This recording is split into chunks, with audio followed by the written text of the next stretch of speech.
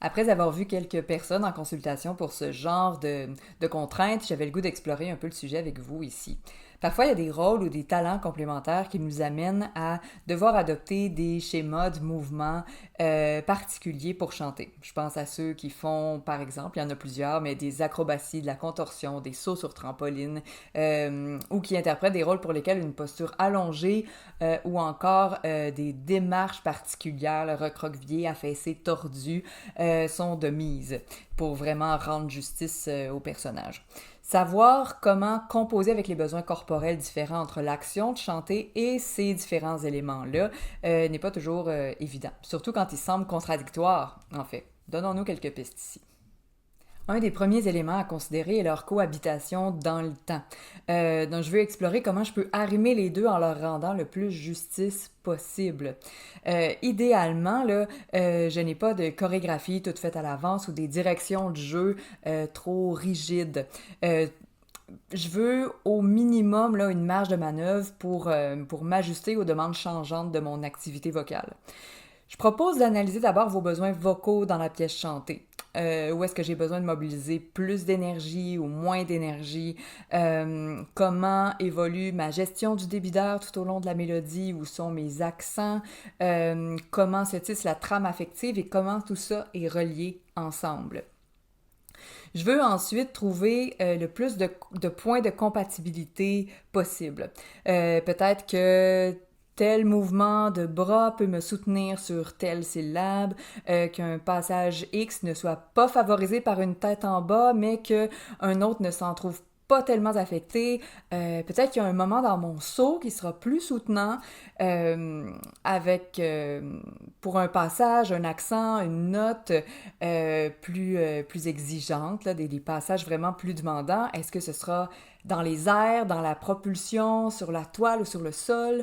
Peut-être qu'il sera pertinent dans le contexte de jeu d'ajouter, par exemple, c'est des exemples, hein, vous les ajustez à votre contexte, mais d'ajouter une douleur à un endroit pour permettre de bouger un peu en position allongée, pour faciliter un passage ou créer une situation là où on peut s'appuyer sur quelqu'un, sur quelque chose ou tirer sur quelque chose dans le cas d'une démarche particulière de personnage pour être plus en phase avec les besoins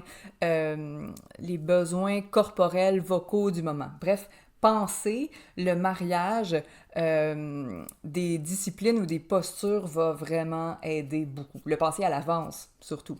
Ce sera beaucoup plus facile, beaucoup plus fluide que de créer les deux de façon complètement isolée puis d'essayer de les mettre ensemble après. Il va y avoir une rigidité, là, ça va être plus difficile de les imbriquer les unes dans les autres pour que chacune soit mise en valeur. Ce sera plus facile aussi que d'essayer de faire les deux en même temps sans point de rencontre du tout, là. Donc voilà, il y a un petit travail d'analyse, de penser son affaire à l'avance qui va vraiment nous rendre service. Ça va faire un gros changement. Ça prend l'énergie, l'attention de le faire, mais ça va créer une performance beaucoup plus agréable pour nous euh, après et plus efficace aussi. Un autre élément important est de ne pas attendre de maîtriser complètement la partie chantée avant de la mettre en contexte.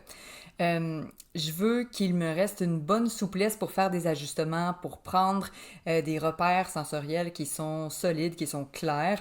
Par exemple, si j'ai besoin de me pencher ou de m'enrouler pendant que je chante, ben, comment je peux le faire sans trop affaisser ma cage thoracique et que ça joue trop dans mon débit d'air? On explore, on s'adapte. Si j'ai besoin de beaucoup de rétention de souffle, par exemple, pendant que je joue quelqu'un en état de grande fatigue ou même sur son lit de mort, ben, comment je peux stabiliser un début d'air plus petit sans que j'ai l'air trop tonique, trop dynamique pour l'état du personnage, tu sais, même en sachant qu'un plus petit débit, c'est plus exigeant physiquement, ben comment je fais pour pas aller à l'encontre, être incohérente finalement par rapport à ce que le personnage vit. Peut-être que je pourrais travailler davantage avec le dos, par exemple, en étant allongé. Est-ce qu'à certains endroits, un timbre, un choix de timbre différent par la masse ou la tension des plis vocaux, par exemple, ou autre, euh, pourrait tout aussi bien servir le propos, la mélodie,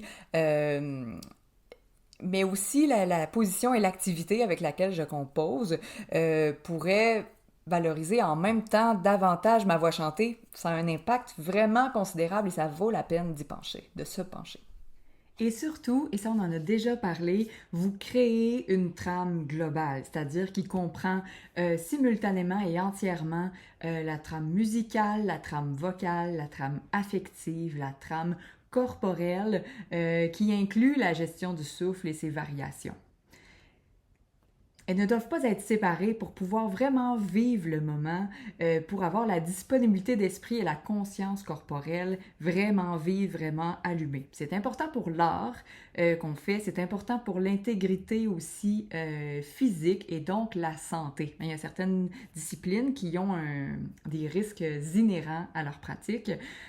Puis si on n'y porte pas attention et qu'on adopte des configurations corporelles rigides, non organiques, bien, ça peut laisser des séquelles à long terme, ce qu'on ne souhaite surtout pas. Bref, mieux nous sommes préparés, mieux nous explorons, que nous nous exerçons en contexte réel de prestation et plus nous faisons preuve de souplesse, de créativité, d'ajustement, bien, plus nous serons en mesure d'incarner ce genre de performance à exigence élevée sans sacrifier l'un ou l'autre des éléments qui la composent. Il va sans dire que bien connaître sa voix et donc bien connaître son corps est un atout plus que considérable dans ce genre de contexte-là. Si vous êtes de ceux qui aspirent à la liberté vocale dans une approche rigoureuse et globale, bien, venez me voir au Gym Vocal, ça sera un honneur de vous aider, de vous guider. Sur ce, à bientôt! Vous trouverez juste en dessous un réchauffement vocal gratuit et un défi 4 jours pour améliorer un passage vocal difficile, gratuit aussi. N'hésitez pas!